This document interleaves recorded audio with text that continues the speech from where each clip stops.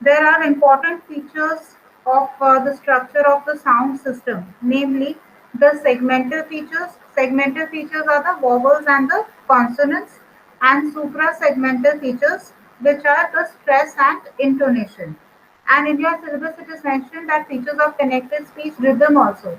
So you can write down over here suprasegmental features, that is stress, intonation, rhythm. So let us read about stress first. What is stress in English?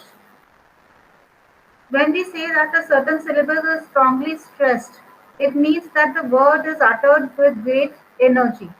Okay, that means you are uttering the word with great energy. Stress is an emphasis or loudness or a degree of force.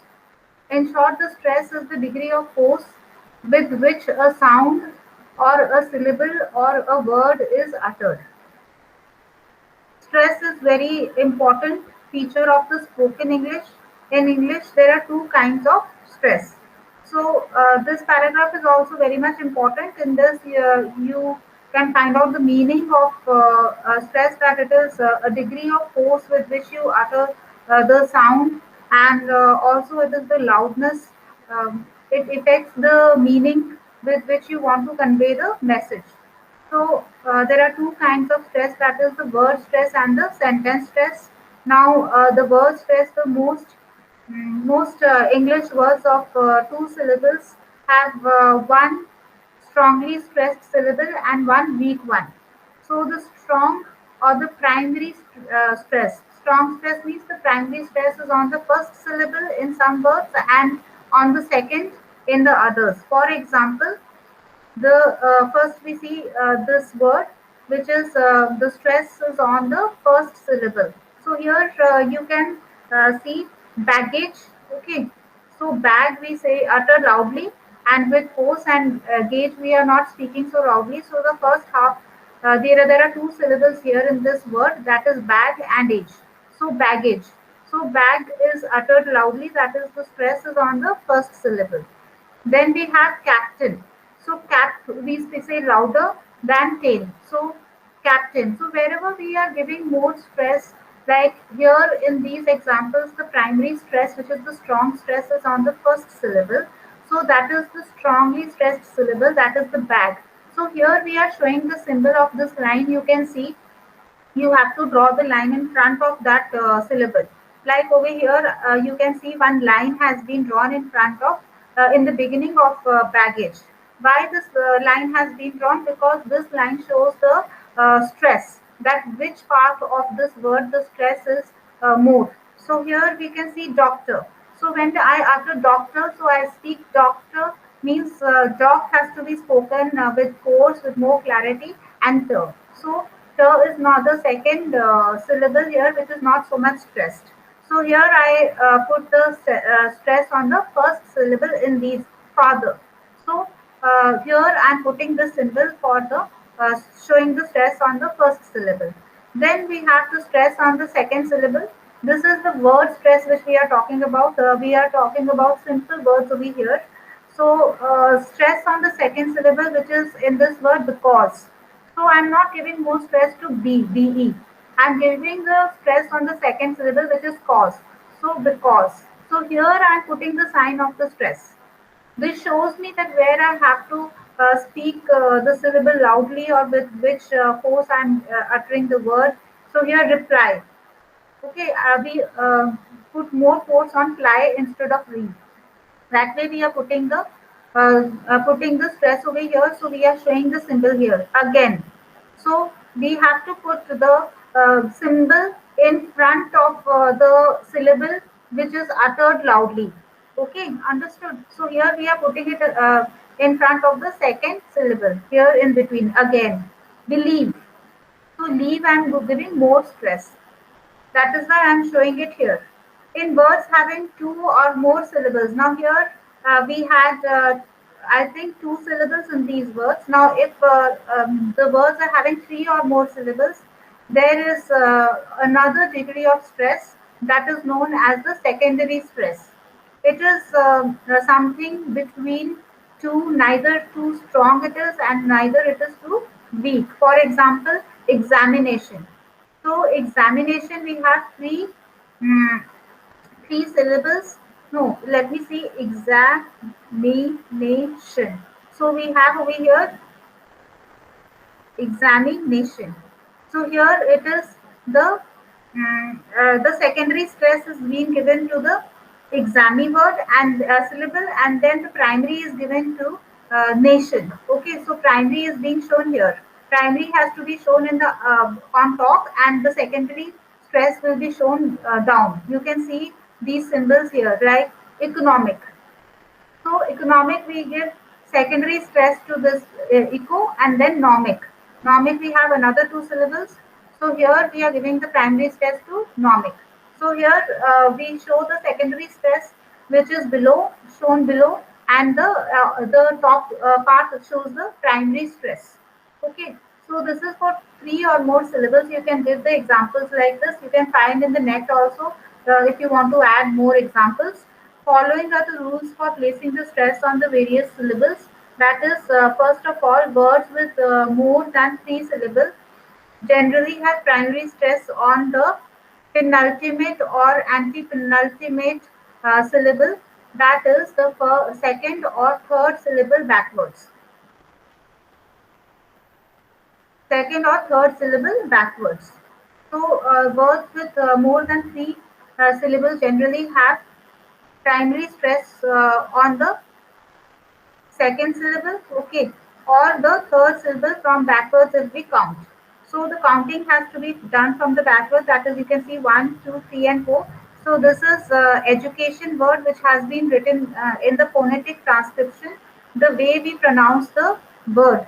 So we have four syllables over here which have been divided education. So here the words with the three generally have the primary. So we are showing the primary stress over here, which is from backwards if we count, it is on the second from backwards if we count, it is on the second syllable. So it is penultimate. On the penultimate syllable, we are showing the primary stress, which is education. Okay, so we are giving more stress here. So primary stress is being shown, and here we are showing it with the symbol on the upper portion. Then democratic. Same way here we are giving the stress here on the second syllable if we count from the backwards. So this is one rule. Another interrogative, you can give the example here again. The primary stress is on the third syllable if we count from backward. And then we are showing the way we are pronouncing it with the sound. We are showing the phonetic transcription here, which we have had studied earlier. Then interrogate, interrogative, we have five syllables over here if we count from back. And then the primary stress is given over here, which is the third syllable from backwards. Then we have sentence stress, which you have to give examples over here of these also. Same examples you can give, or you can add on more examples. For word stress, then we have sentence stress, which you have to elaborate. Now, in a normal English sentence, certain words are stressed and certain words are unstressed. Normally, the content words are stressed. So, content words are those words that are essential for conveying the meaning. These are the nouns, the verbs, the adjectives, the adverbs, and the demonstratives. So, they are more stressed in the sentence than the other words. Normally, the structure is words like the prepositions, conjunctions, articles, etc. They are not stressed. So here, the meaning also changes when we are giving some stress on some of the words. For example, he is my cousin. So it conveys that he is not your cousin. He is my cousin means you have some doubt or something. So like this you can read this and see how the force given on each word in the sentence changes the meaning of the sentence itself. So stress in a sentence varies according to what the speaker wants to say. That way he can give the stress on the various words he wants to, which changes the meaning. This is not only in English language, but in other languages also. We can change the meaning of what we utter by giving stress to some of the words in the sentences. For example, this is an expensive pen. So we are emphasizing that the pen, that is a pen, not anything else over here. So this is an expensive pen. So when I'm saying expensive with stress, that means it is not cheap. It is very much expensive. So this way you can give the meaning, how the meaning is changing in the bracket, and you can give these examples by putting the stress on the various words of the same sentence. Okay. So these are the two examples which you can give. Uh, you can show the stress on the all the four words which are there in that sentence. Then what are the implications of stress? This also you have to write. It is very much important. Stress is not a kind of decoration added to the English speech. It is in fact a part of it. One can express oneself clearly and emphatically by placing proper stress on the syllables or the words. Now, change in the meaning is there, like we were talking that there is change in the meaning when we give stress to some of the words in the sentences. So, this you can read and you can write down. Then rhythm also is produced with the help of stress. So rhythm is natural to continuous speech. It is the natural flow of language. It is the musical part of the language. So you will have a different question also on rhythm, because this is also there in your syllabus separately, and also this is has to be added in the implications of stress. Rhythm is born out of placement of stress on syllables in isolated words and on words in a phrase or in a sentence. So, with the help of stress, only rhythm is born. Here it's written, or you can say produced. So, this all I will teach you when I will teach you about rhythm. Over here, you can add all this. Then stress time rhythm is also there. That also I will explain you later. This example is there of the rhythm. That stress time rhythm is there. This is the implication of stress. Then we have strong and weak form is also produced when we give some stress to some of the words. Usually, most of the strong and weak forms are seen in most of the personal and relative pronouns, auxiliary verbs, prepositions, conjunctions, then articles, etc. Strong form is used when there is stress on the word, and weak form is used when there is no stress. Okay, so there are some examples in the book. You can use one or two examples to give the strong and the weak form, and there are many examples there, so no need to learn so much. You can give one or two examples. Okay, otherwise, this is also enough. You have given the implications of stress. So, this is all about stress. If your answer is not long, then also it's no need to worry, because you have to add add the examples in this, and also your quality of answer matters more than the quantity in case of stress, rhythm, and intonation.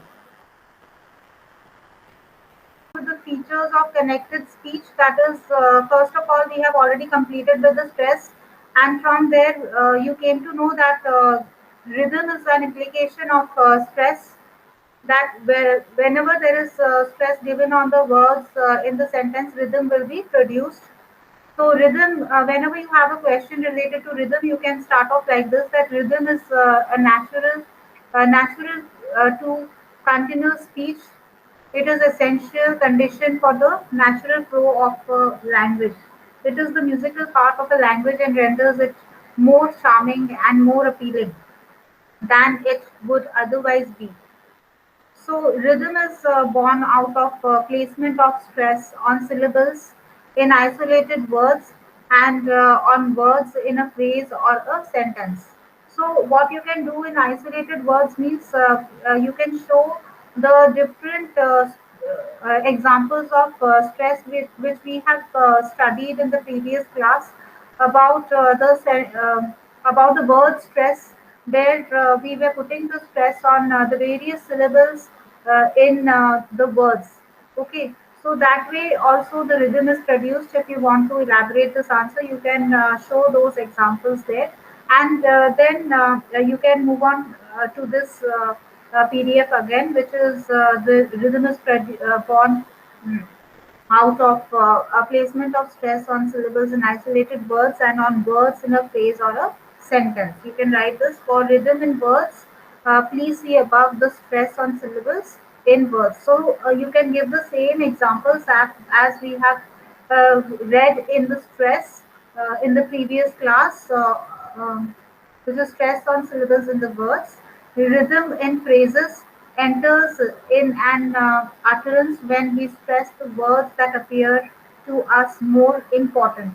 So students here in the first beat you can give the examples from there, okay, from the stress on words. Then you can elaborate this answer, otherwise it will become short. Then rhythm and phrases enters in an utterance. Then we stress the words that appear to us more important. So let us see the examples for the sentences where we can stress on the words which we feel are more important. Okay, curry for dinner. So here where we are putting this, the symbol is for the stress. So primary stress is given on curry and it is also given on dinner word. So we are giving more stress here and here for we are not giving more stress on for. So the rhythm is changing here. A moment to spare. So like this, you have the rhythm which is produced in the sentence with the help of stress. Too hot to touch. So like this, when you give the stress on some of the words in the sentence, like it is shown here in the symbols that we are giving the stress on these words. Too hot to touch. So we are giving the stress on these words, and then the rhythm of the sentence changes. Rhythm in the sentences enters in an utterance when, like rhythm in phrases, some words with the help of stress are thrown into prominence. Examples are, I thought I knew him well enough. So here, wherever you are giving the stress more, there you can see that those words are important also, and rhythm is also produced in the sentence with help of that. So remember to give the symbol of stress over here so that you come to know how to read the sentence, and also the examiner comes to know that you know where the primary stress has to be given for producing the rhythm. Okay. Then we have another feature of rhythm, which is stress timed rhythm. English, unlike the other languages like French, Spanish, Hindi, Punjabi, etc., has the stress timed rhythm. Okay, what does it mean by the stress timed rhythm? This means an equal amount of time elapses between one stressed syllable and the next, irrespective of the number of unstressed syllables coming in between.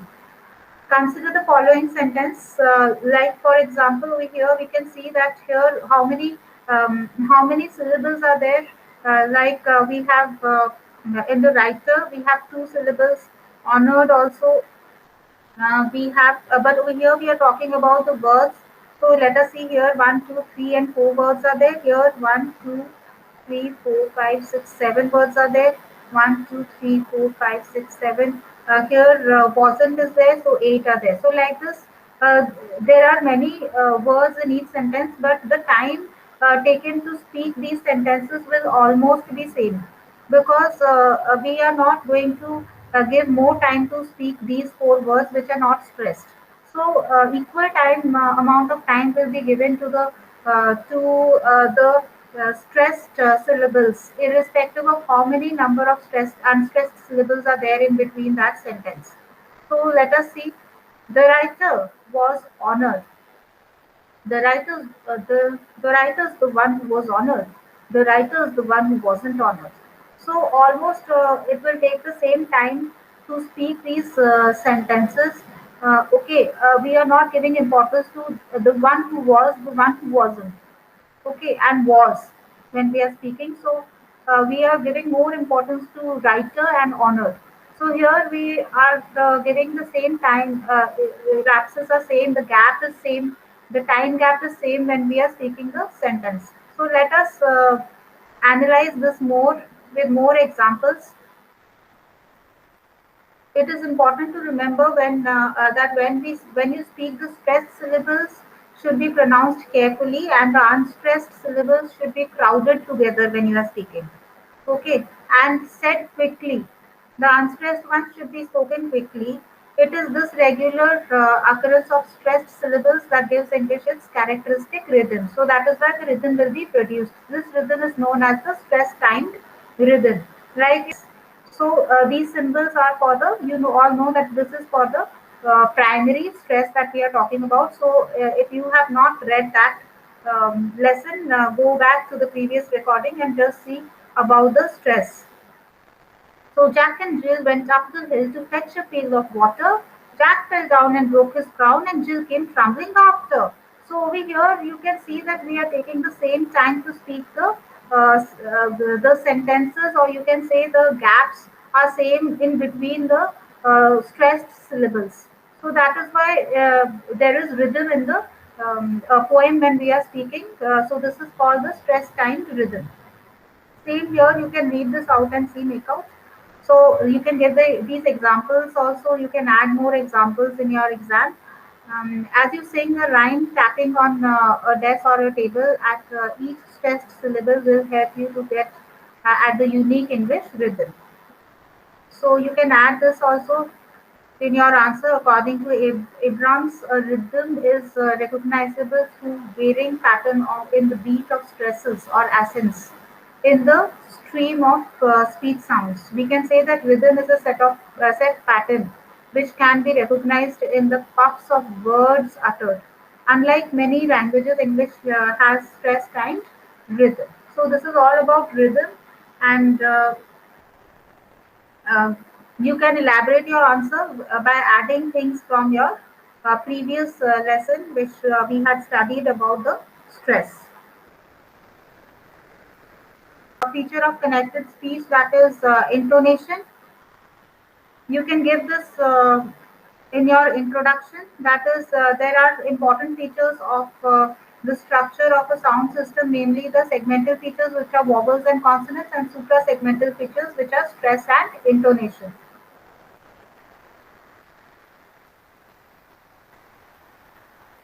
Then about intonation, stress has been described as the relative loudness or the degree of force applied on the different syllables. What is intonation? Intonation, on the other hand, is the change of pitch of the voice. It may be called the melody or the tune of speech. So in English, different intonation patterns are associated with the different types of sentences.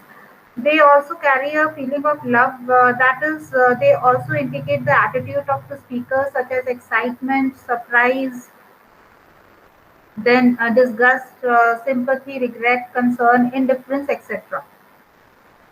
So let us see which are the. So this is mainly related to the change of pitch in the voice. So we have the number of intonation patterns are possible with the two basic tunes, namely the rising and the falling tunes.